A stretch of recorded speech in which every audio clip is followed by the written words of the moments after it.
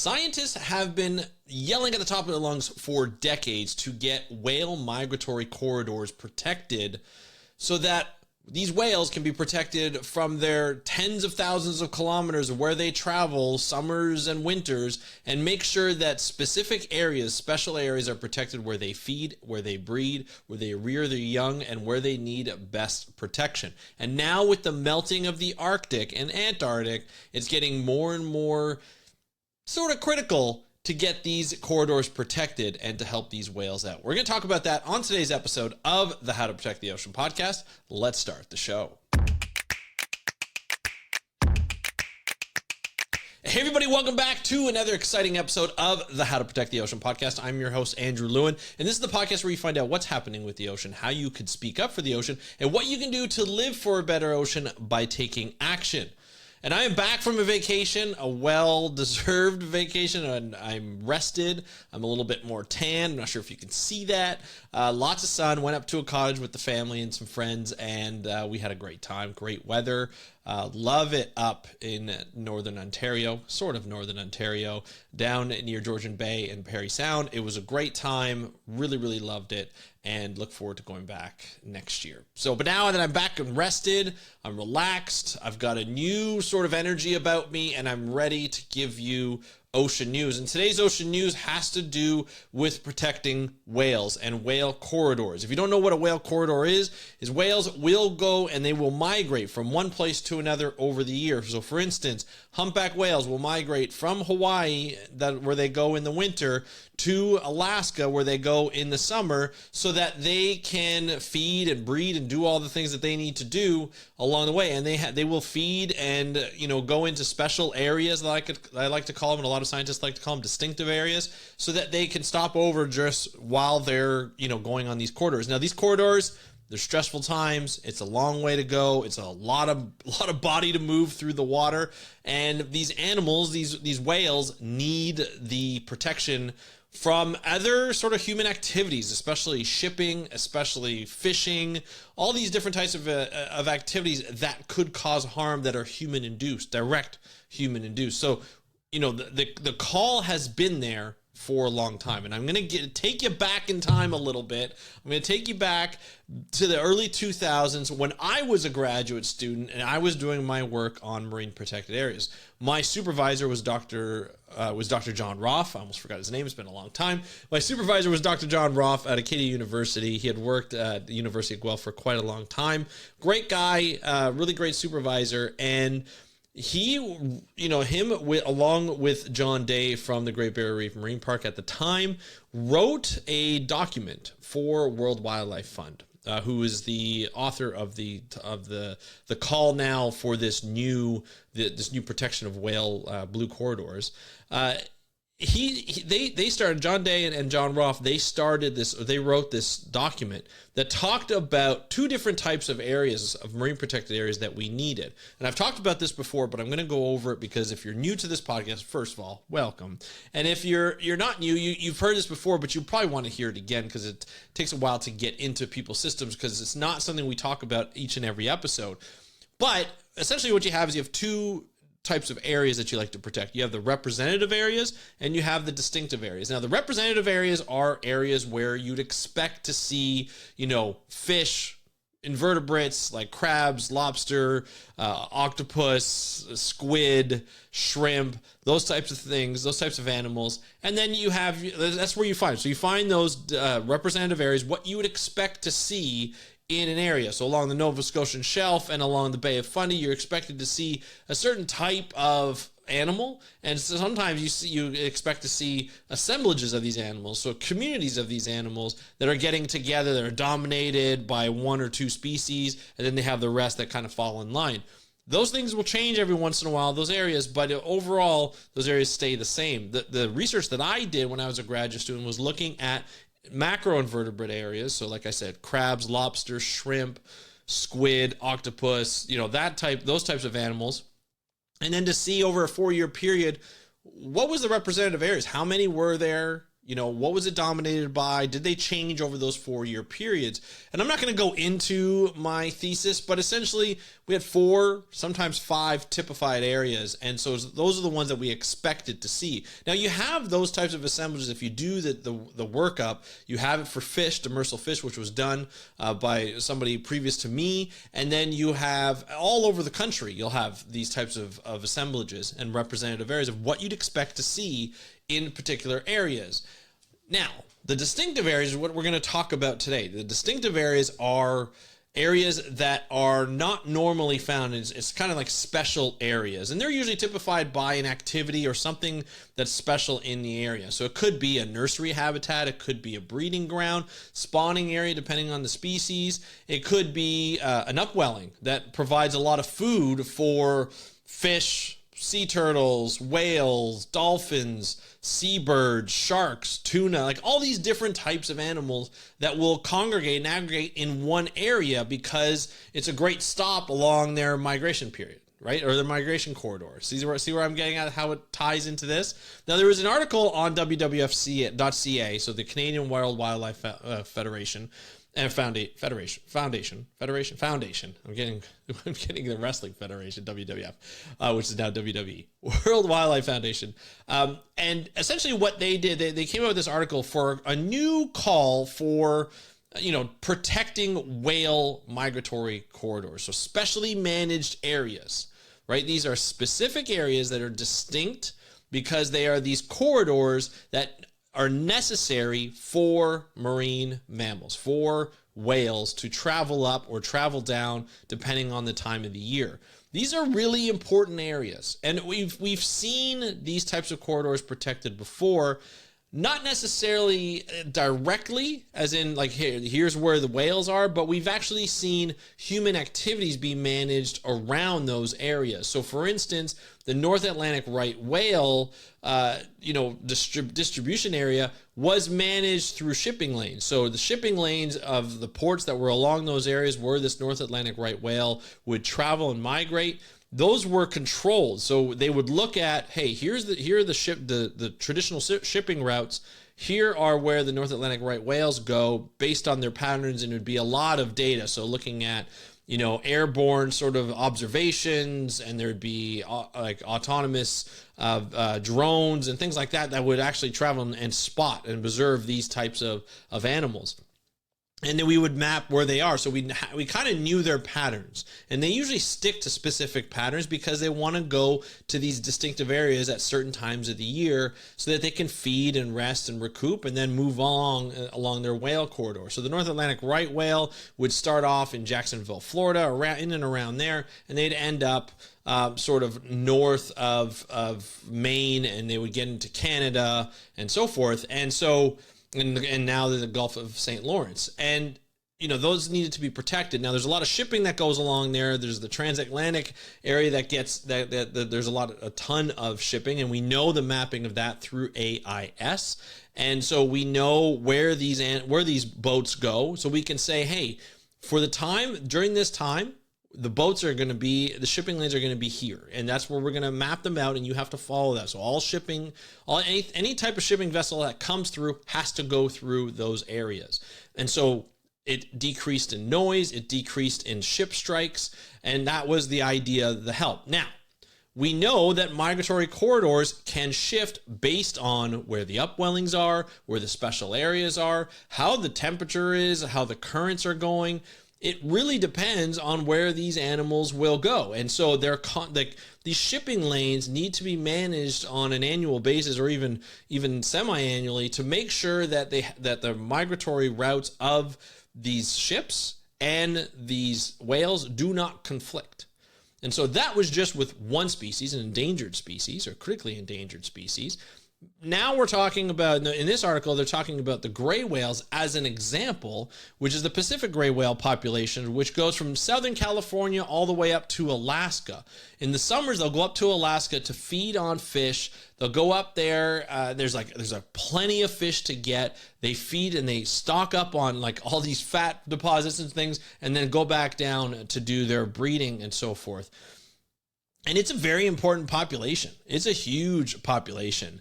But unfortunately, as the Arctic is melting, and there's more shipping that's happening in these areas, this poses a huge risk for these whales.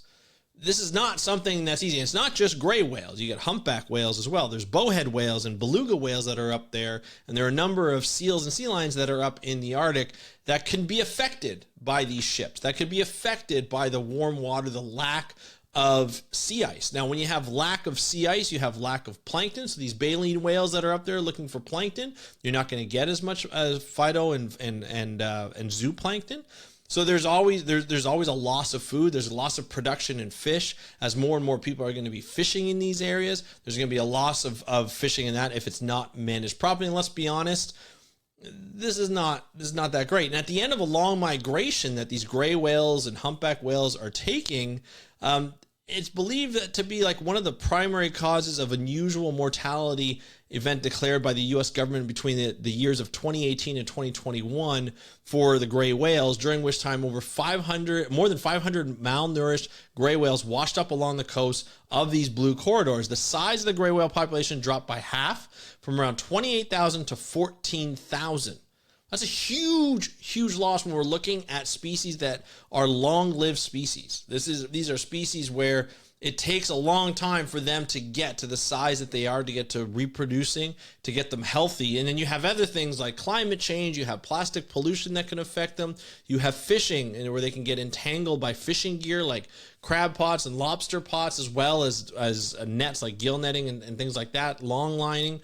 There's a lot of different things that can affect them. And then, of course, there's shipping and there's noise that throw off their migratory patterns.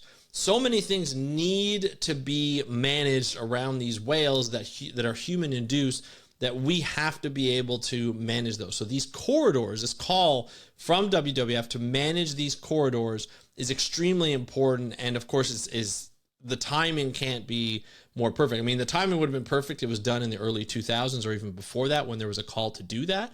But right now it's needed, especially now, because, things have just doubled, over the last 10 years in terms of,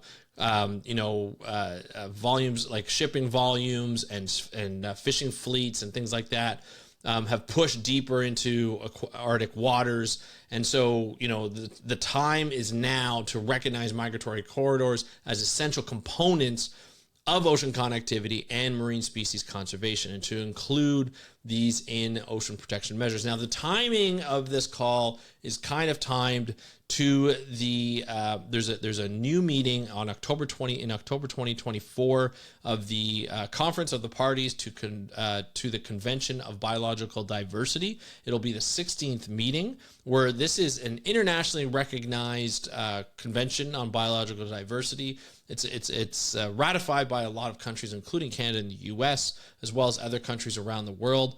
And so there has been sort of this international pressure for these countries to do what's possible to protect these areas. And now when there's the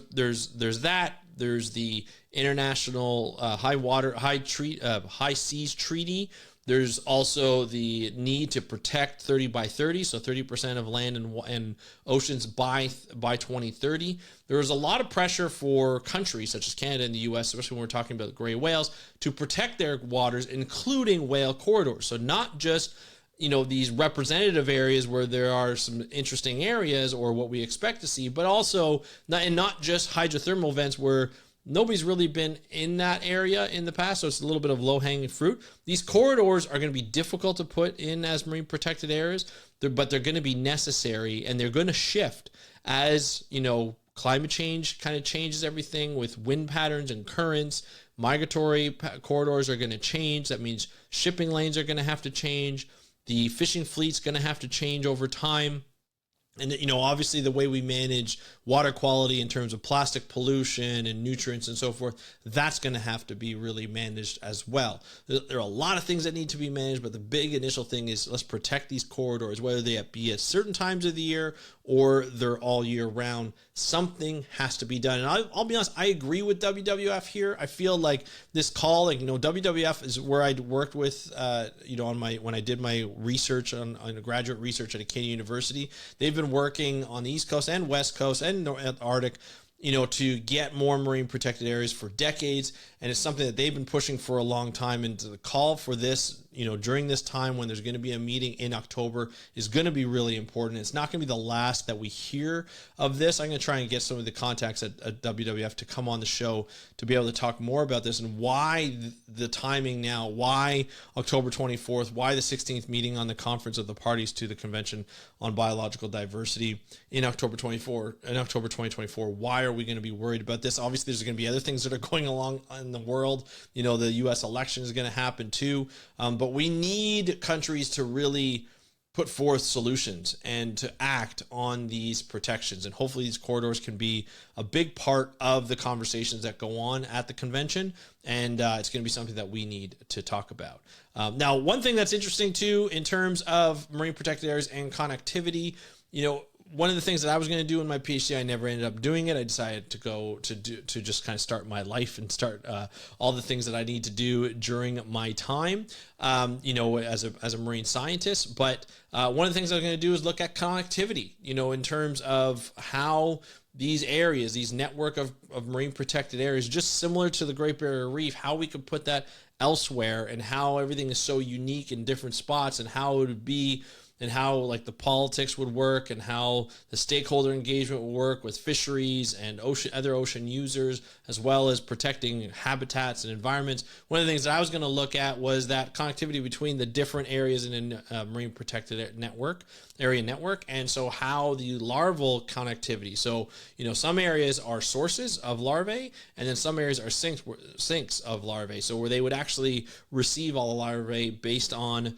the currents that the larvae go. So certain animals and certain species would, give way to larvae and eggs, and they would go through the currents, and some would go really far, some wouldn't go that far, some would go like hundreds of kilometers, some would go maybe a kilometer, some would go tens of kilometers.